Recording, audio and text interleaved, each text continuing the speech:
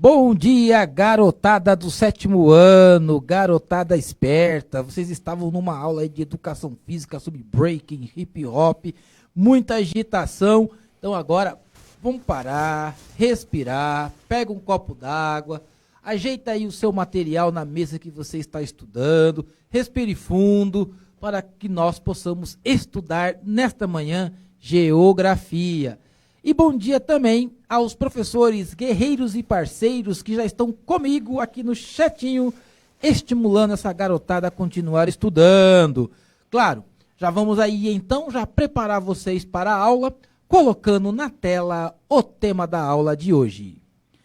Povos originários e comunidades tradicionais. Quem irá ministrar a aula para vocês e preste muita atenção na aula de hoje será o professor Antônio Russo. Bom dia, professor Antônio. Bom dia, Carlos. Bom dia aos alunos do 7º ano. Bom dia também aos professores e a todos aí que irão acompanhar a mais essa aula aqui, que vai ser uma retomada, né, que é uma habilidade do 6º ano que o professor Carlos vai falar para vocês aí. Vamos lá, galerinha. Vamos ver aí a habilidade de hoje na tela. Analisar e comparar modificações de paisagens por diferentes tipos de sociedades, com destaque para os povos originários e comunidades tradicionais em diferentes lugares. A unidade temática será o sujeito e o seu lugar no mundo, e o objeto de conhecimento, a identidade sociocultural. Legal? E se você quer saber aí qual é a maior comunidade quilombola do Brasil e quais são suas tradições, fique aí prestando bem atenção no vídeo. São mais de 200 mil famílias quilombolas em todo o país. E a equipe de reportagem da redação da NBR foi conhecer uma comunidade em Cavalcante, município de Goiás, a 300 quilômetros de Brasília, e mostra para você os Calungas.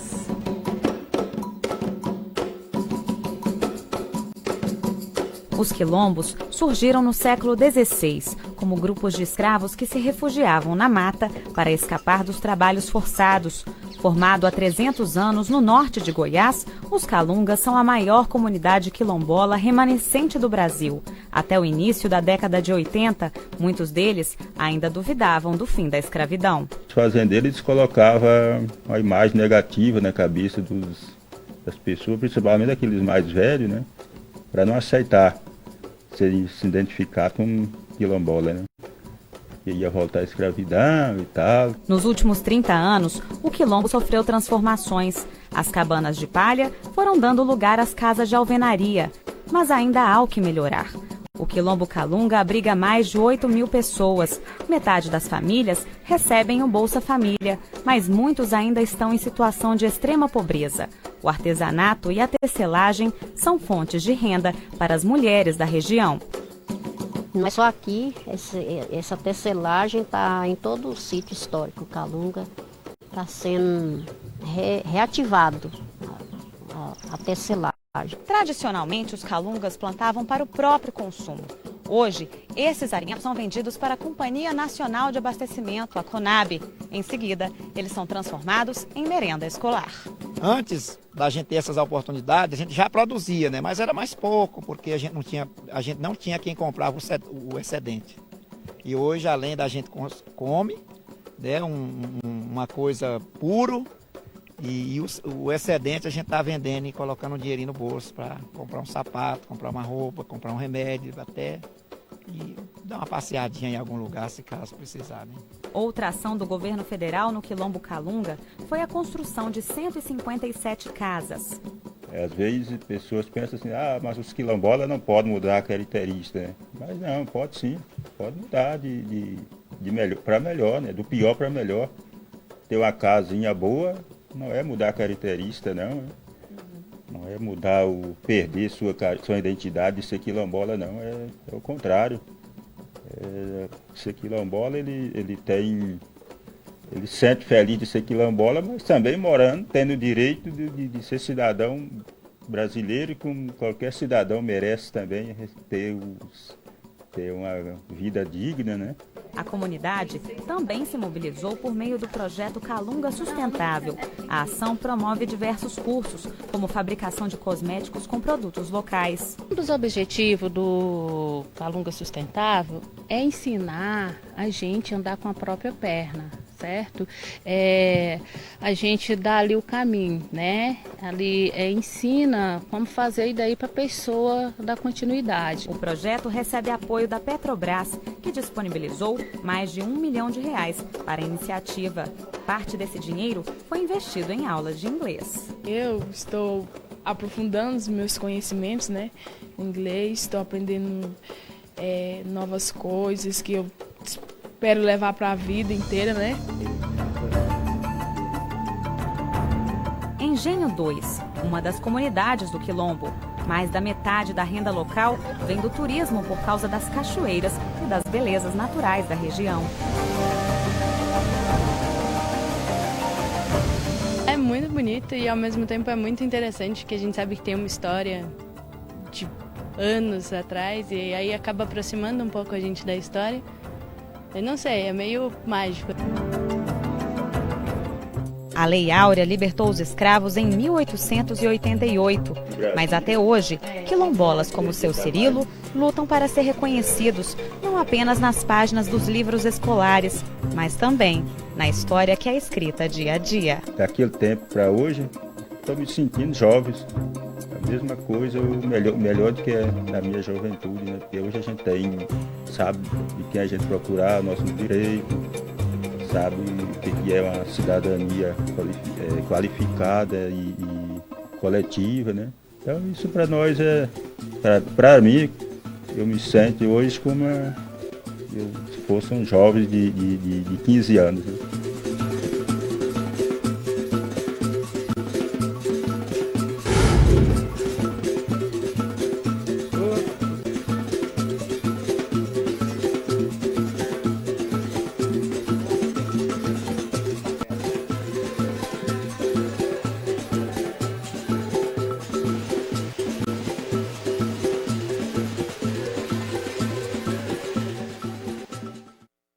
É isso aí, né? E a gente, né, percebeu, né, Carlos, a consciência, né, do presidente aí da associação, né, do quilombola aí, né, da consciência política, né, dos direitos, né, e principalmente deixar bem claro, né, podemos, né, tá junto aí com o futuro, né, modificando, mas sem alterando a cultura quilombola. Isso é interessante o que ele falou, né? Muito legal mesmo. E algo que eu percebi no vídeo, professor Antônio, foi o cuidado com a terra. Exatamente. O cuidado com a terra.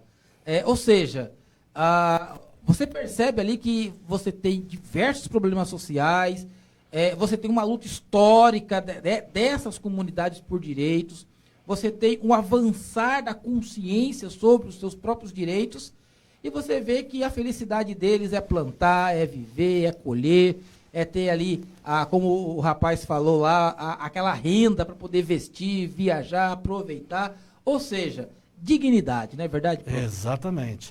E, logicamente, né, os povos e comunidades tradicionais, eles têm, né, uma lei por detrás deles para preservar, né, a originalidade deles e a cultura deles. Então vamos aí acompanhar na tela.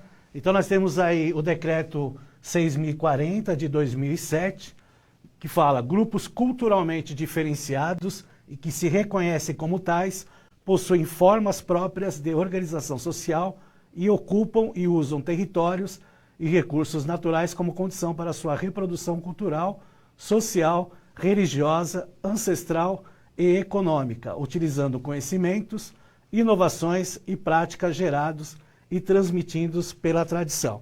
Então, nós temos aí um decreto, né, que favorece, né, principalmente essa questão de terra, né, a manutenção, né, essa questão de passar de pai para filho, né, como se costuma fazer nessas culturas tradicionais que nós temos aqui no Brasil. Tá certo? Vamos dar mais uma olhada aí na tela sobre o decreto. Né, espaços necessários à reprodução cultural, social e econômica dos povos e comunidades tradicionais, sejam eles utilizados de forma permanente ou temporária. Então é importante retratar isso, né? De forma permanente ou temporária, a utilização da terra, né? Como o professor Carlos falou, né? No vídeo mostrou bem claro, né? Que a necessidade do uso da terra é de suma importância para essas comunidades tradicionais que nós estudamos aqui, né, no Centro de Mídias e que vocês estudam aí também na escola. Vamos lá para a próxima tela. Ele vai falar aí sobre os quilombos, né? Então, são terras ocupadas por remanescentes das comunidades dos quilombos utilizadas para a garantia de sua reprodução física, social, econômica e cultural. No artigo 2º do Decreto 4.887 de 2003, remanescentes das comunidades dos quilombos, os grupos étnicos raciais, têm a trajetória histórica, a ancestralidade negra e é relacionado à resistência e à opressão histórica, que até o professor Carlos também citou aí como referência. Então, essa relação aí das comunidades quilombolas, né, vinda aí, né, da escravidão, né, a questão aí do processo, né, que se continuou, né, e o direito à utilização do uso e do fruto dessa terra, tá certo? Vamos lá para a próxima tela, que aí a gente vai ver também a questão aí dos quilombolas, né? Então nós temos aí, né, o famoso Quilombo dos Palmares, né, que é símbolo da resistência, né? Então tem uma imagem atual, né? Esse quilombo aí, ele localiza na Serra da Barriga, né? Na época da colonização era a capitania de Pernambuco e hoje pertence aí à município União dos Palmares, que fica no estado de Alagoas. Então a gente observa do lado esquerdo o mapa, né? Mostrando aí, né, a extensão do Quilombo dos Palmares, como é bastante extenso, e relacionando aí, né, com a resistência, né, dos escravizados na época da colonização, tá certo? Quer falar alguma coisa, professor Carlos, sobre a questão do Quilombo dos Palmares? Se tornou aí, o Palmares se tornou o maior símbolo de resistência e a luta à escravidão. Na aula de geografia, né, é uma revisão hoje, mas nós, professor Antônio, já estamos dando um spoiler aí das aulas de história do 7º ano, do 3º bimestre, que nós daremos muita ênfase a essa questão da escravidão e da luta do escravizado e das lutas históricas dos descendentes aí, dos afrodescendentes. Então, o Quilombo é uma comunidade, mas foi uma comunidade que se organizou através da luta de resistência, ou seja, a liberdade, a luta pela liberdade. Exatamente. Nada mais justo do que manter, né, as famílias, né, vindo aí dos ancestrais que mantiveram essa terra aí. Então, nada melhor do que, através de uma lei, né, ter essa obrigatoriedade do Estado e manter essas terras com os próprios donos dessas terras aí.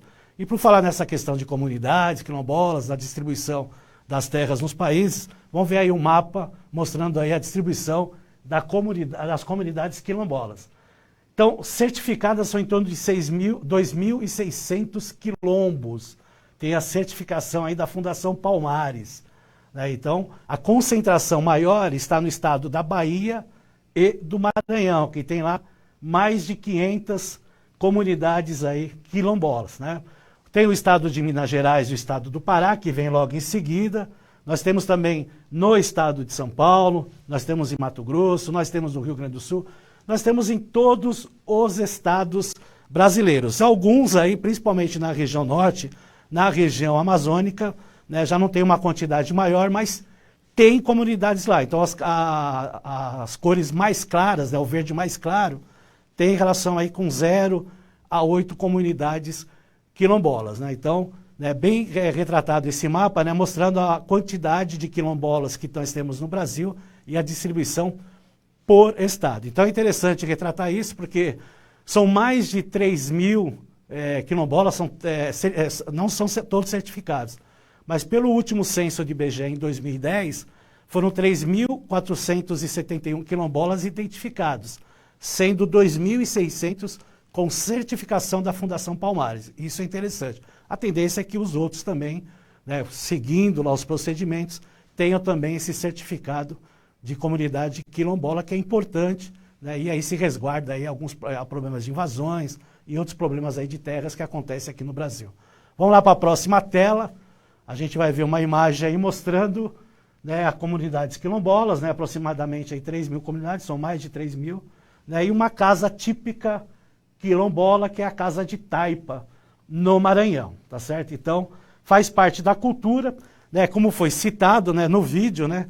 Pode-se ter essas modificações modernas, como a gente fala, mas sempre prevalecendo a cultura quilombola, né, nessas regiões aí, nessas comunidades quilombolas, que aí a gente acaba aprendendo aí em geografia, em história, que é assunto importante e nunca deve ser deixado de falar em qualquer ano de ensino fundamental e até nas séries do ensino médio, certo, professor? Devemos estar sempre reforçando, professor Antônio, porque, acima de tudo, a aula produz consciência, cidadania, para essa galerinha aí que está crescendo. Galerinha, se liga aí na aula e na atividade, porque agora é hora de vocês colocarem os dedinhos no teclado. Na tela, a atividade com interação. Na cidade em que você mora, existe alguma comunidade tradicional? Em caso afirmativo, cite a cidade e a comunidade tradicional. Olha que legal aí essa atividade de reconhecimento aí das comunidades tradicionais. Dedinhos no teclado, 2 minutos, já voltamos, participe!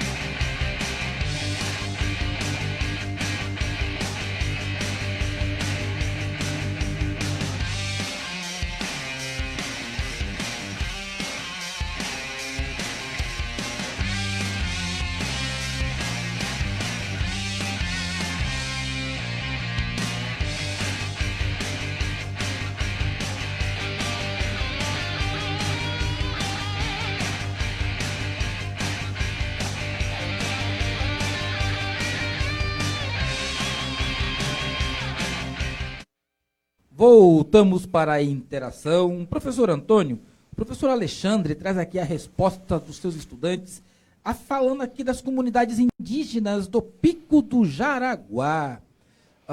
Outras respostas também, professora Jocely traz a ideia, comunidade de Cafundó, em Sorocaba.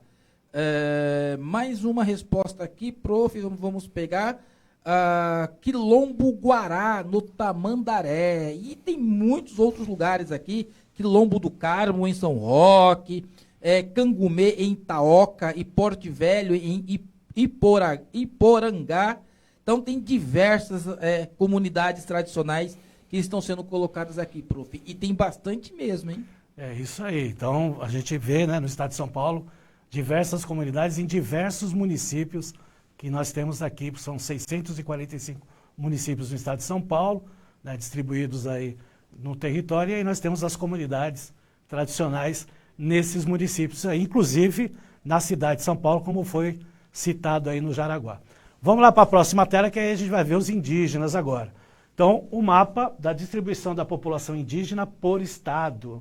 Né, pelo último censo demográfico do IBGE em 2010, 800 496.917 se declararam aí indígenas do Brasil, tá certo? O estado do Amazonas, como a gente vê aí com um verde mais escuro, que fica na região norte, possui a maior população autodeclarada, com 168,7 mil. Já o estado do Rio Grande do Norte, no Nordeste, tem a menor população autodeclarada indígena, em torno de 2.500. No nosso estado, aqui no estado de São Paulo, nós temos aproximadamente 41.794 pessoas que se autodeclararam indígenas. Então, vejo aí que, diferentemente do que a gente viu aí nas comunidades quilombolas, o Amazonas aí acaba se destacando aí nas comunidades indígenas, mas como a gente fala, tanto comunidades quilombolas como comunidades indígenas distribuídos aí em todo o nosso país. Vamos para a próxima tela, que a gente vai ver mais aí uma outra informação sobre as terras indígenas e território indígena. Terra indígena trata-se do processo político-jurídico conduzido sobre a égide do Estado, isso que é o Estado que proclama, na qual gera no final a figura conhecida como terra indígena, TI, um espaço físico pertencente à União e de usufruto dos povos indígenas. Quando fala a questão aí do usufruto, é a utilização, Então, enquanto eles estão lá, é de direito eles utilizarem essa terra. Por isso que a gente fala a questão aí do usufruto. Vamos continuar aí na próxima. Território indígena remete à construção e à vivência culturalmente variável da relação entre uma sociedade indígena específica e sua base territorial. Diz respeito ao espaço físico, mas vai muito além deste, envolvendo elementos míticos, simbólicos, religiosos, subsistência, entre outros, centrais às concepções culturais e cosmológicas próprias destes povos. Então, além da relação física do espaço territorial, por isso da questão do território, tem a relação cultural e tem a relação de sobrevivência também, da importância da terra para os indígenas. Vamos lá para a próxima, que tem outra modalidade. Nos termos da legislação vigente na Constituição Federal 6.001/73, 73 é o ano de 1973, Estatuto do Índio, decreto 1775/ano de 1996, as terras indígenas podem ser classificadas nas seguintes modalidades. Terras indígenas tradicionalmente ocupadas são aquelas de que se trata o artigo 231 da Constituição Federal de 1988, direito originário dos povos indígenas, cujo processo de demarcação é disciplinado pelo decreto 1775/1996. Olha que interessante, direitos originários dos povos. São nada mais do que a população originária, o que nós chamamos de autóctones, povos da própria terra. Então, eles estavam já aqui. Então, são os povos originários. Vamos lá para a próxima tela. A gente vai ver aí também a questão aí, de acordo com a Constituição Federal vigente, os povos indígenas detêm o direito originário e usufruto exclusivo sobre as terras que tradicionalmente ocupam. As fases do procedimento demarcatório das terras tradicionalmente ocupadas, abaixo descritas, são definidas por decreto da Presidência da República e atualmente consiste em estudo delimitado, que são as delimitações, a demarcação aí das terras, as declaradas, as homologadas, quando são assinadas, e as regularizadas, que aí sim, oficialmente sendo utilizadas. Então é interessante retratar isso. Então passa por esses 5 procedimentos até a formação dessas terras aí, pertencentes aí, por usufruto para os indígenas. Vamos lá para a próxima tela, que aí a gente vai ver comunidades quebradeiras de coco babaçu, Vamos ver uma outra comunidade tradicional, localizada no Pará, Tocantins, Maranhão e Piauí. As atividades é a coleta de coco do babaçu, que aí beneficia óleo, sabão, farinha, coleta de alimentos na mata, roçado e criação de pequenos animais. Lutam pelo livre acesso aos babaçuais, tem a ameaça do cercamento do território por fazendeiros e grileiros e avanço do agronegócio, e se organizam através de associação, cooperativas, entre outros, que é importante retratar isso aí. Vamos lá já para a próxima tela, que já está terminando a aula. Vamos lá, já vai para ver os ribeirinhos, que ficam na região amazônica, né, próxima aí dos rios, por isso essa denominação, né, eles utilizam muito a questão do ciclo do rio, por isso é que eles têm, né, essas casas aí com parafitas, né, para se proteger das cheias dos rios, né, então depende aí do clima amazônico, que tem 2 estações bem definidas, então eles estão aí à margem dos rios, igarapés, igapós e lagos das florestas. E sobrevivem, logicamente, né, vivendo aí da pesca, principalmente aí dos rios. Rapidamente já para a próxima tela, que aí para aparecer o último, aí são os caiçaras, que vivem aí nos litorais, principalmente na região sul e sudeste, uma miscigenação entre brancos, negros e indígenas. Tá certo, pessoal? Infelizmente a aula já acabou, né? Depois vocês trabalhem aí um Saiba Mais, aí rapidinho printem a tela, tá certo? Aí para ver aí a questão dos mapas temáticos e estudar mais sobre essas questões de comunidades tradicionais. Quero agradecer a todos aí pela participação do chat, pela convivência aí com mais uma aula aí de geografia. Um forte abraço, obrigado, professor Carlos, por mais essa parceria aí. Valeu, galerinha. Finalizou. Até a próxima aula. Tchau.